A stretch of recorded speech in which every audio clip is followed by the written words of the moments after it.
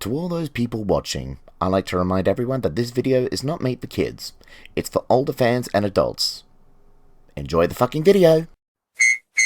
With Thomas being away at the works while being mended, Annie and Clarabel stayed in the shed for a few days until Sir Stephen Topham had let Toby take them out with Henrietta, Victoria and Elsie. Daisy was still helping out on the branch line taking Thomas's passages. "You're not fit to be seen looking like that!" Annie and Clarabel were still cross with Daisy for belittling them. "We're still useful, Daisy," they said crossly. "Useful? Pah! In order to be useful, one has to look very smart and proper, and you two are by no means any of that." "Well, mind how you go." "And watch out for shopping trolleys on the way," replied the two coaches, and the others laughed.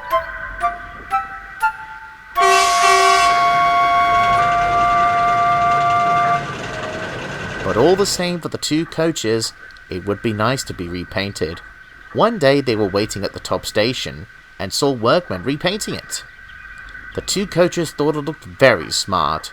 "You haven't got any spare paint, have you?" asked Annie. "We had these terrible marks from some kids throwing rocks at us a few days ago, and it would be nice to have one." The painter laughed. "I'm sorry, but we haven't got your usual colour with us today." The two coaches were sad. "Don't worry, you two," sympathised Toby. "The Fat Controller wouldn't let you two have no repaint." "Besides," added Henrietta, "like what you two had said, you're still useful. You said so to Daisy." A few days later the station was finally finished and the painters went away. But that night, after the engines had finished their jobs, Farquhar Station had some visitors. The next day, the station master was making his way to the station to get ready for the first train of the day. But when he approached the station, he gasped.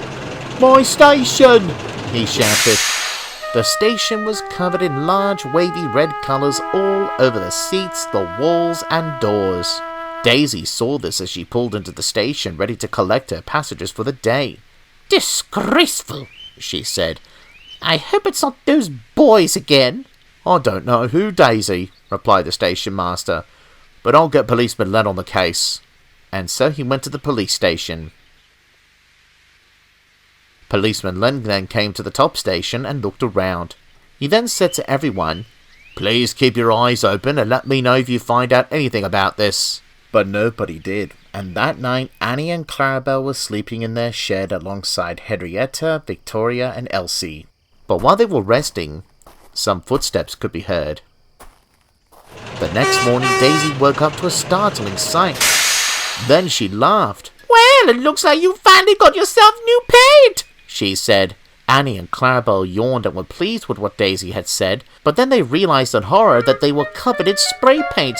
"Oh, paint!" they screeched. "We wanted a repaint, but not like this," they wailed. But Daisy carried on laughing. "Don't you laugh, Daisy," replied Henrietta scornfully. "I had heard of engines being sprayed upon from Toby's driver." "I don't think they would go after someone like me," she teased. "I think you and Victoria are next, Henrietta, my dear, as well as the cattle track behind you. You two are not fit to be seen." Later the workmen came to clean the two coaches up. It took a long time, and they weren't ready in time for their first train, and so Toby had to lead them behind. The two coaches were cross with Daisy's teasing, and wished that they got their own back. But that would come sooner than expected when Percy was puffing up the line with a goods train from the harbour.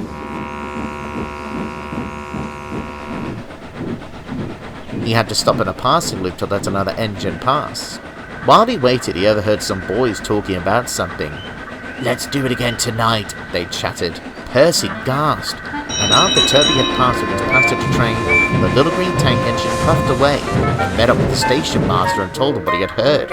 "Thank you, Percy," he said. "I'll contact Policeman Len about it." So he did, and soon Policeman Len came to the station and discussed his idea on catching those boys to the staff at the station, as well as Sir Stephen Topham. "Right, we'll do it tonight," he said. But make sure you take the other coaches out of the shed and place them elsewhere away from the boys, Percy. We can't risk damaging them again. Right, sir, agreed Percy.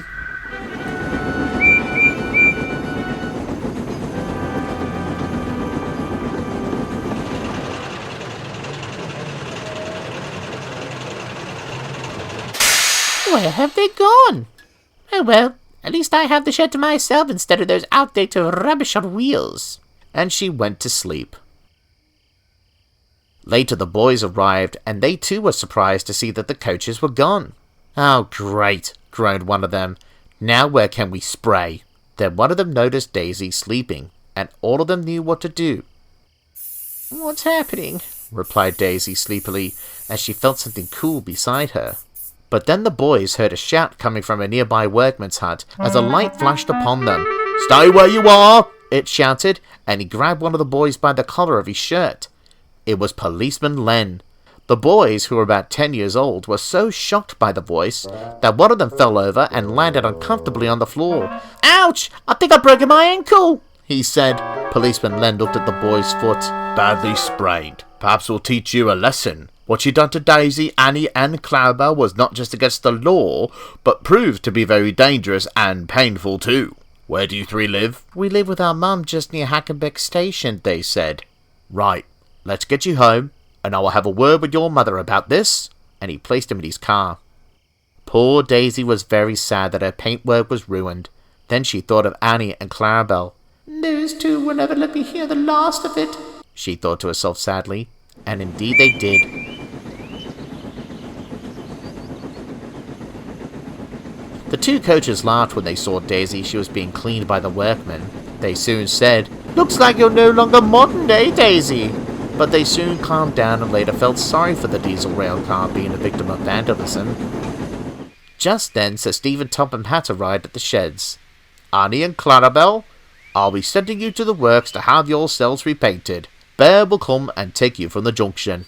"Can I take them, sir?" Daisy asked. The two coaches were surprised by Daisy's offer, but Sir Stephen didn't see the problem and agreed. Soon Daisy rolled away with her passengers and the two coaches in tow. She soon arrived at the junction to wait for Bear. While they waited, she spoke to the two coaches. "I'm sorry for my teasing." "And we're sorry for our teasing earlier," replied the two coaches. "It's all right," replied Daisy. "I deserved it. I don't need your forgiveness, but I'll try not to be horrid to you two, Victoria, Henrietta, or Elsie." The two coaches smiled. A few days later, they returned to the branch line with Thomas looking very smart indeed. Daisy had finally lived up to her word that she had said to the two coaches. She hadn't called the coaches any names or had teased them. She complimented Annie and Clarabel on their new paint and took them or Henrietta and Elsie whenever she was needed on the branch line. All now good friends.